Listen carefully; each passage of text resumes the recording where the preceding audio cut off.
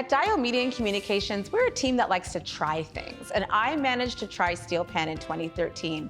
I played to compete with the team at Pan Fantasy, which is a Toronto-based Steelpan group. Very, very challenging. But someone who makes Steelpan look really easy is Joy Lapps-Lewis. She is planning a Steelpan event that's going to not only celebrate, but really figure out ways to make the art form permanent in Canada. Come and listen to our conversation and you'll see what she's up to. Joy, thanks so much for connecting. Thank you. Because we want to hear about your Steelpan story, and there is a deep story to tell. Yes. Joy, tell us a little bit about how you started getting into Steelpan. So my first memory of Steelpan is being on my grandmother's veranda in Antigua and hearing Steelpan down the road somewhere, and my mom taking us to go and listen. I was probably 3, maybe 4 years old. And then I had a chance to play because they offered lessons at my church. The minister, Reverend Butler, I think he wanted to learn to play. Yeah, who doesn't? I mean, it's such an interesting, fascinating instrument. So you want to try it. Exactly. Yeah. And we had a primarily Afro-Caribbean congregation, so it was very culturally responsive in terms of its nature, in terms of what was being offered. My parents said yes. My godmother came running with her checkbook. Lovely. That's what godmothers should do. Yeah. She paid for my first round of lessons, and my parents continued it. My sisters, we all played, and that was my intro to Steelpan. You stayed with it. Why did you stay with it? I loved it. I loved it, and I think my passion for it people felt it, and I think that it was almost like this cyclical thing. And I started to play, and then my teacher realized I was interested, and so he would take me on gigs with him. And then soon he'd be double booked, or he'd be like, okay, Joy, go do this gig for me. Wow. And so I started to go and play some of his gigs, and it just kind of went on from there. And then eventually my dad came to me and he's like, we're making a CD. What? He's like, he took me to Eddie Bullen's. He's like, we're doing it. Okay. So you loved Steelpan, but did Steelpan always love you? And I ask this because I tried playing Steelpan, and that is not an easy instrument. So did you find it to be a struggle? Was it easy to learn? How was that process? For me, it was easy because we learned with a rote-based approach. So the teacher would write the letters were on the instrument, and I think I already had probably some experience with some mallets. And so it wasn't too difficult. And then I also played alto saxophone. I played Barry sax. I was in the recorder club. Oh, so was I. Yes. So we share that in common. Yes. And so I think there was a lot of musicianship that I could transfer to the instrument. And you just couldn't keep me away from it. So we're based in the Toronto area. We're in Toronto right now, and we both grew up in the greater Toronto area learning music. Mm-hmm. How supportive in the 80s, 90s, 2000s were teachers about including Steelpan into the curriculum? I think it's such a timely question, and I think that I had extremely passionate, committed educators, music educators, both in the school system and outside.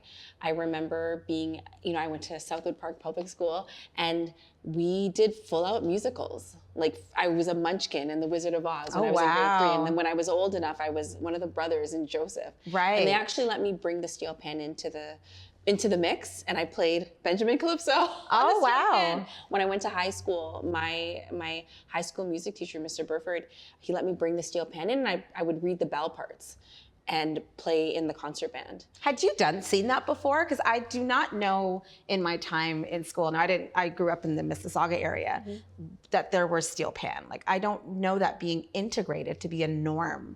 So I grew up in the Durham area.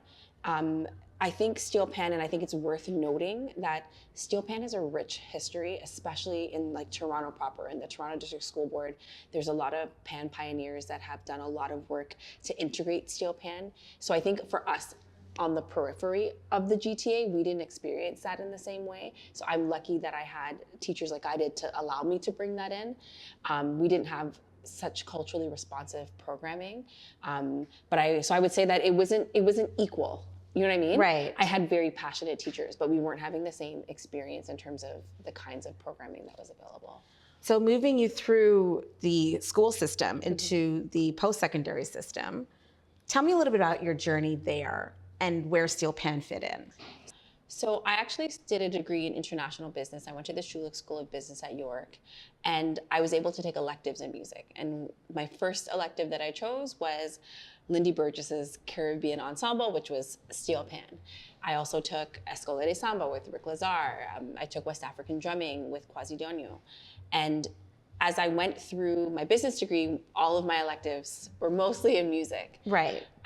When I finished my degree, I went on to do my master's, and I did my master's. Oh, sorry, I did another music degree. Oh my goodness!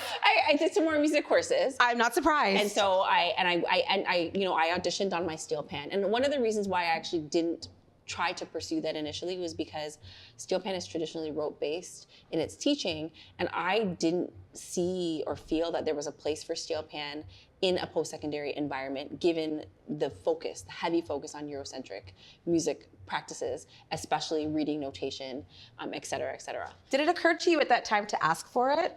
And I only ask this because now we're in a kind of spirit of advocacy, many of us. But in those days, I think it's important to explain or understand what the dynamics might have felt like. Absolutely not. I think I've evolved as a person, but I also feel like there was nothing around me that would have suggested to me that that would have been okay, that it would have been an option. And so I didn't ask. I really didn't think it was the case. I think it's important to note that we are in Canada, and so steel pan, you don't see steel pan as much, but if it were in the US, steel pan is almost seen as equal. You learn marching band, you learn steel pan if you're a percussion major, right? But that wasn't the case here. I think it took some time of me understanding, and also understanding the level of music theory I needed in order to enter a post-secondary program. Right. Right. And I think, again, that feeling of like, I belong, I can take this and apply it, that evolved as I evolved. And that happens, right? So you mentioned we are in Canada, and this is an important piece because steel pan, as you said, is not necessarily as routine or regular as other parts of the world. What are some of the challenges then that happen when you are playing a steel pan instrument here that may not happen in other countries? I think it depends on which angle you're from. So I think because I'm in Canada now, and I think it's important to note that Canada is vast and wide and so vast. And so Toronto has a rich history of steel pan. The Toronto District School Board has a rich history of steel pan. I was in Durham, so I had a very different experience moving through my elementary or my K-12 experience, right? But I think because of where I landed in terms of playing, there was often a novelty around it. It wasn't very common to see women soloists, women band leaders. Right. You know, traditionally when I think about pan, I tend to think a lot about men and boys in pan. How rare is it to see women in pan? Or how novel is it? I think it depends on where, it depends on when. Now, if you were to go to a steel band, here in Trinidad, in the US, I think you might see as many men as you would see women. I think, though, the thing that's different is that you don't often see women in places of leadership. Right? And so I think back in the day, it's, for those of you who don't know the history of steel pan, women traditionally were not allowed to play. They weren't allowed to date a pan man. You know what I mean? Wow. We didn't want to have steel pan in church. Like, it was very Why? What was the image of the pan man at the time? Well, that's a very big question, because steel pan, steel pan is something that has roots in West Africa. And when you look at the Caribbean, places in the Caribbean, especially Trinidad and Tobago, even other places that have contributed to the development of steel pan, they're dealing with this really heavy colonial force or presence. And so the value of anything that was coming from out of West Africa, out of Afro-Caribbeans, there wasn't a lot of value placed on that, right? So I always tell my students, I said, they completely ignored that they were developing a whole instrument. They were engineering something completely new, but it was just like, oh, well, it was Black folks. It's you know what I mean? Right. And so it's something that, and I think that piece coincides with not being allowed in a sacred space. Right. Well, of course you can't. Of course you can, praise the Lord on a steel pan. Right. That's just an assumption. And so when I think about my positioning in that, I learned steel pan at church. You know what I mean? That is not something that was very common. And I think for me, it holds a lot of significance because as I started to play and as I started to perform, I started to move in a lot of different circles. But the thing that I would often get are these calls to play at some of our more prestigious events in the Black community. And I would be in these VIPs, you know what I mean? Playing these events or playing for the Barbados Nurses Association or the Antigua and Barbuda Association. And it was very common that a woman in her 50s or 60s would come up to me and she said, I'm so glad to see you play because I wasn't allowed. They might have wanted to. Exactly. But couldn't or would be told they can't. And the coolest part was that I would meet some of them 5 years later at Snowflakes on Steel, one of the big steel pan productions, or Gospel Praise on Steel.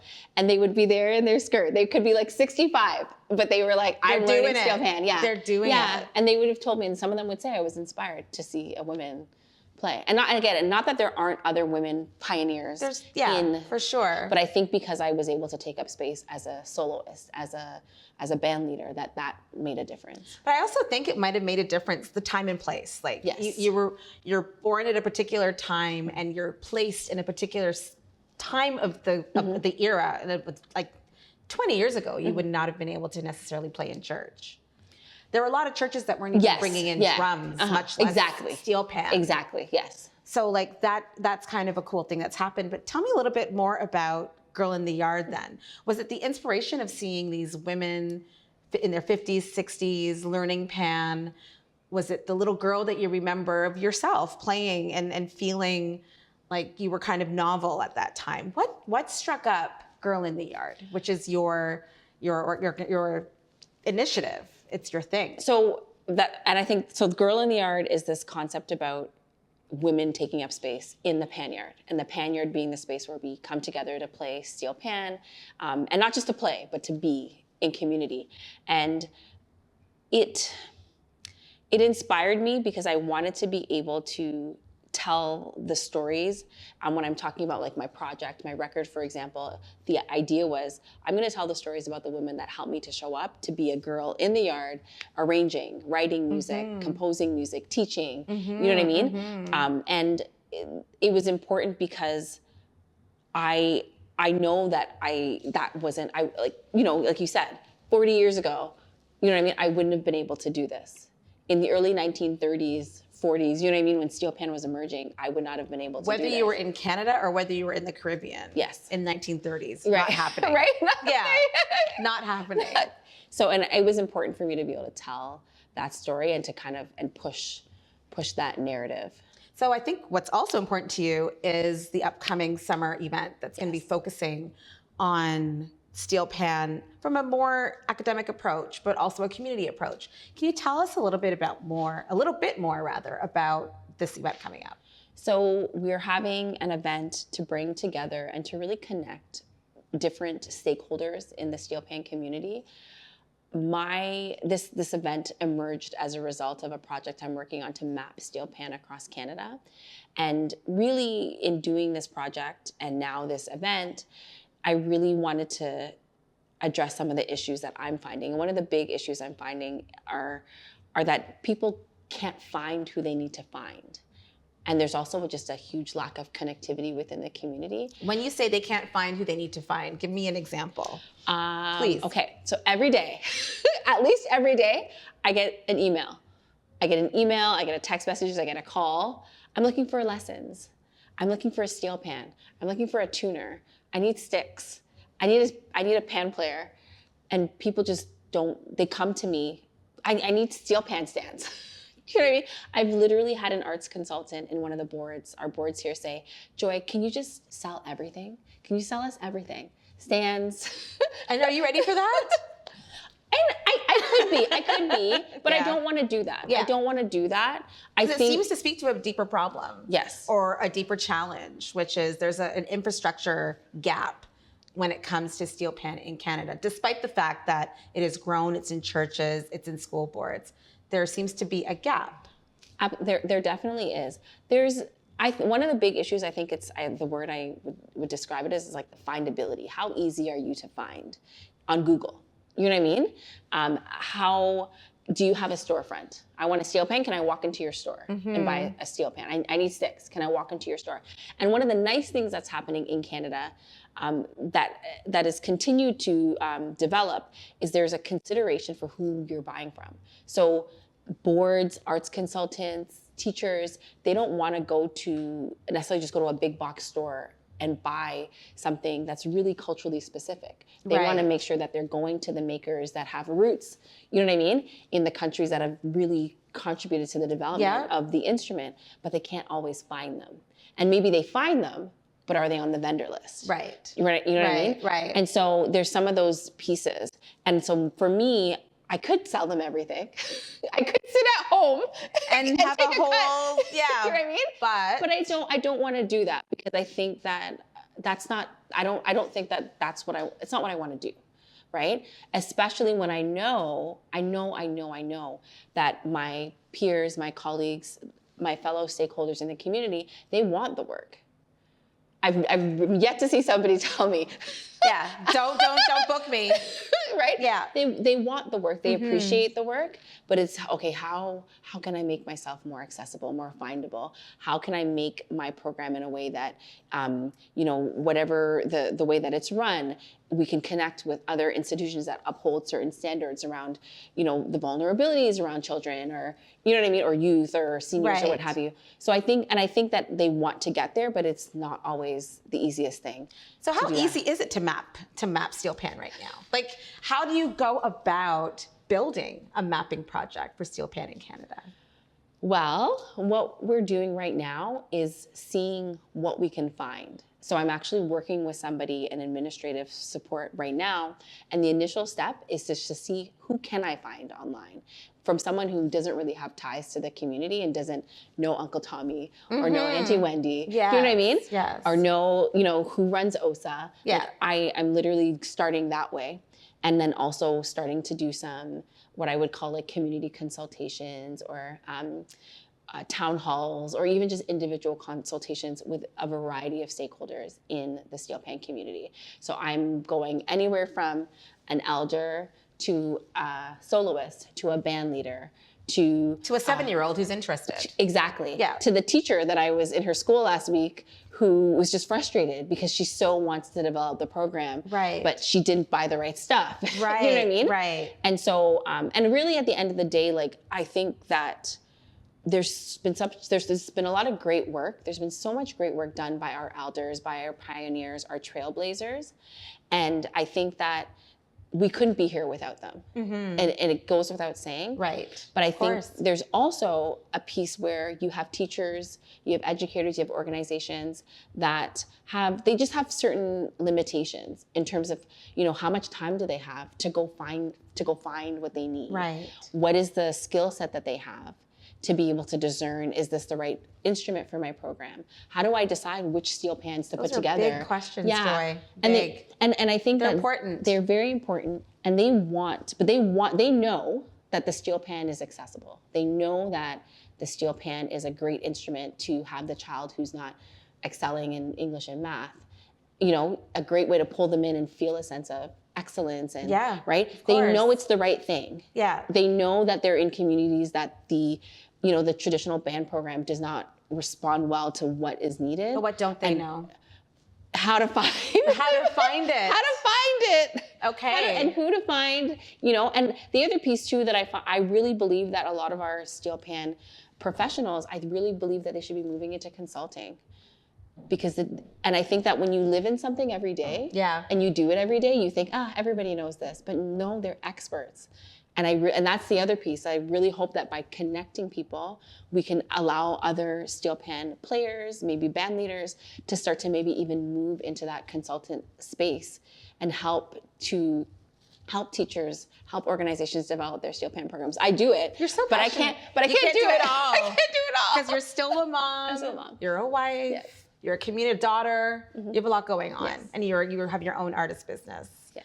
arts business, I should say. But what you're hoping to do out of this conference, it sounds like, is gather everyone together to really nail down the issues and start to find solutions. Exactly. And I love the way that you said it, because it's a starting a conversation, and maybe better yet, continuing a conversation and seeing where do we go from here.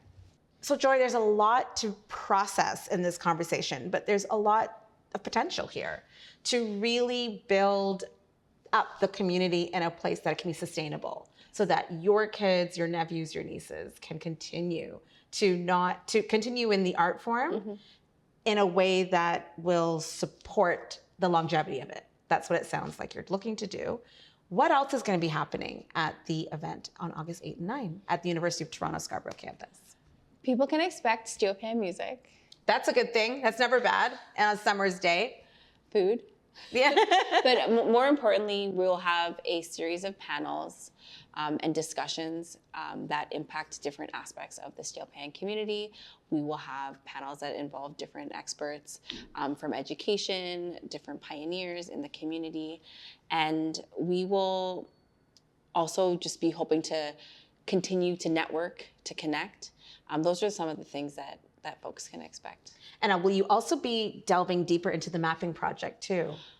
Yes. So we will be unveiling the mapping project and kind of sharing more about what is happening, how people can get involved, get their information on the platform. Okay. Thank you so much for spending time talking steel pan. I think one other question I would have before we wrap up is, what we both share is we're both born in Canada, but we both have Caribbean roots, which is one part of the diaspora of Black community here. What can Canadians learn from Caribbean people when it comes to steel pan, and what can Caribbean people learn from us? That's a great question. I think that we as Canadians can really tap into like the essence of the carnival arts and community and connectedness. I think the Caribbean does that well. I think the Caribbean also shows us how we can use these gifts to just experience joy, like pure. Absolutely, and we all need more of that. Yes. Yes. And as pioneers, I think we can always learn from each other. I think that when you are born into something, there's things about it that we would never, I would never know, I've never experienced. And I think also being in a place that is different, there's a lot of different factors that impact the community, the steel pan community, the music community, the arts community. Here in Canada.